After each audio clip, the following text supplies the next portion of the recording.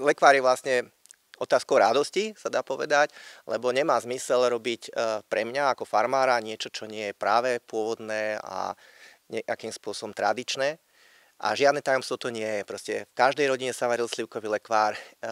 Všetci vieme, len už pomaly tá generácia odchádza a vlastne stále menej ľudia to varia. No a o čo ide? No, musia byť zrelé slivky, ktoré sa vypostkujú, v medenom kotli sa potom varia, až kým sa neodvarí 2/3 vody. On zhustne, na záver sa čiastočne skaramelizuje, získa vtedy tú skutočnú pravú chuť, tak nezameniteľnú, ktorá je charakteristická pre pravý slivkový lekvár.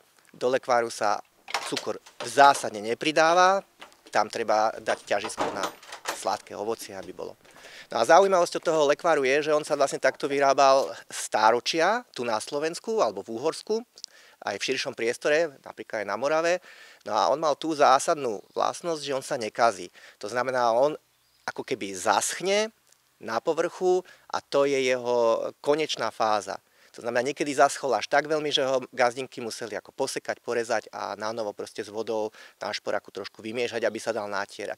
Každopádne to je surovina, ktorá sa nikdy nepokazí.